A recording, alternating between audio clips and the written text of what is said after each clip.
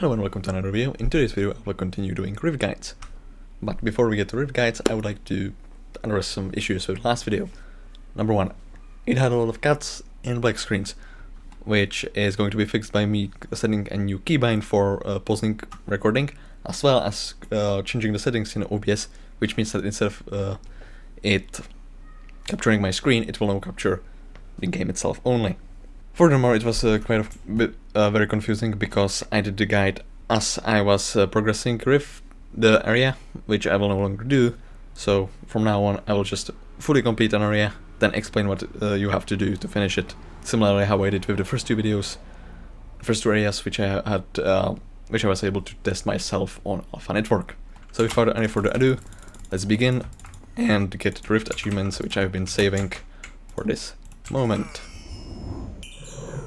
Okay, simple as that.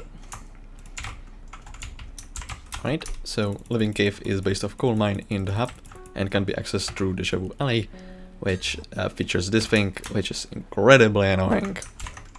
Living Cave features two Enigma souls, first of which is located over here, behind a breakable wall. Right here. The second one is similarly obvious, and can be obtained through following this flower pot.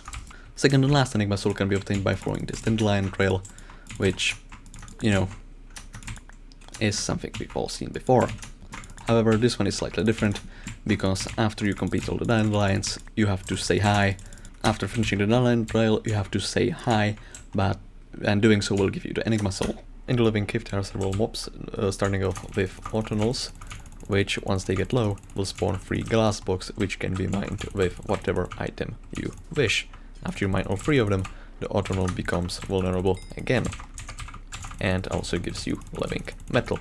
You need living metal to craft the self-recursive pickaxe, which is an upgrade to your weapon, dealing plus extra damage, as well as useful to mine ores around this area. Additionally, you will need 2 of these pickaxes, one of which will be upgraded into your vampire weapons, the second of which will be used for mining, because you are going to need that later on, partially because you will want to come back to this area later on. After you have a pickaxe, you will be able to mine living metal ore, which is called living metal because it moves when you mine it. You will need to mine multiple in a chain in order to get more metal ores. You can only mine 1 every 3 seconds, which means you can't just go around getting as many metal ores that are in the same vein, which is an interesting feature. After you get 40 in a row, you will be able to get 20 living metals, which is quite helpful, but you need that multiple times. After you have living metal, you are able to craft hormonal spawns, which are crafted like you would craft armor. They work similar to autumnals, but are different because they wear armor and have different name. And instead of spawning 3 blocks that can be mined with hand, they spawn 4 blocks, or 3 in some cases, that you have to mine with pickaxe while sending it the particles that they emit.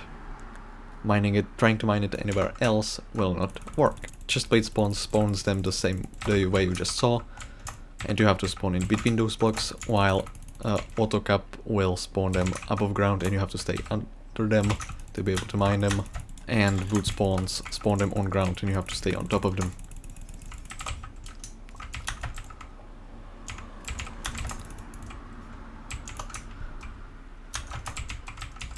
The reason you want to kill these is because on their death they drop these armor pieces, which I have not been collecting, but it's fine because I already have fully just up armor. Multiplayer players can right click this, and when they do, they will receive a random amount of juice on their armor, which will stay there even if the armor is upgraded. Last type are auto pens, which are incredibly laggy for some reason, and they spawn them in a 2x2 square that you have to stay on top of to be able to mine them. You don't need to stand on top of them, block your mining, just on any of them in general. You will have to repeat this until you have fully just up armor, and once you do, you will be able to enter the Living Stillness. Living Stillness is interesting because you can collect frozen water here by mining these ice blocks, which is useful to craft the frozen water pungai, which will be useful later. You can also mine living metal here, and here it will give double drops, which means instead of between 1 and 20, you will get between 2 and 40. Additionally, next to this rock that makes a bad pun regarding birds, there's a Montezuma soul buried underground. We will also notice fossils, which are penultimate type of crux creatures that, when low, will encase themselves in ice, and if you don't break the ice in time, you lose 3 minutes of rift time, or something similar, not completely sure. You can break the ice either by spamming left click or holding it down. From them you will receive first aid drugs, which can be used to craft living time charm, Craig's heirloom, and Polar Void Book, which will also require living metal heart. Living metal heart can be obtained by mining these snakes, which can be done in 2 players, but can also be done solo, and while it can be done in Living Stillness, I will do it up there. You will need to find a living metal snake, which is these glass blocks that have a lapis for head. You will need to freeze them with water fungi and then start breaking them from tail. If you team up with a player, they can just freeze it while you mine it, but it can be done solo pretty simply, just like that. For this you will get Living Metal Heart, which is a new collection. From using Living Metal Heart you can craft a sneak and a boot, which is currently the best boots obtainable in Rift Dimension, which require 15 Living Metal Hearts and exceedingly comfy sneakers. Additionally, you can craft Living Metal Anchor, which is useful for Reed. I currently have it in my inventory because I still didn't give it to him, because this is like 6th time I'm trying to record this video. Additionally, you can get Bluetooth Ring, which is an accessory that can be transferred outside of the dimension, but can also be transferred inside, which means if you can't be asked to grind 32 Living Metal Hearts, you can purchase it at an auction house and bring it here. Note that if you transfer it from Overworld in Rift, it will lose a combo later. So you will probably need 2 of them. And last item in its collection is Polar Void Book, which can be applied to a drill to give it 10 mining speed and 1 breaking power. It can be applied up to 5 times, but will only give 1 breaking power in the process. It's quite useful if you try to mine topaz and you don't want to get gemstone drill, or similar situation. So I will now give Living Metal Anchor to Reed, play the clip I have of me crafting and securing Living Time Charm, and then do backtail. And now I can give Reed the Living Metal Anchor.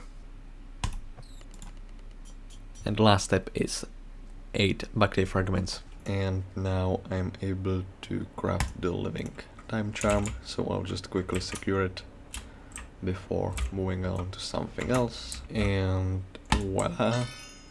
This gives me access to the backtail, but I will do that in another video. So thank you all so much for watching. I hope you like this video. If you like this video, leave a like and subscribe, and I'll see you in another video. See ya.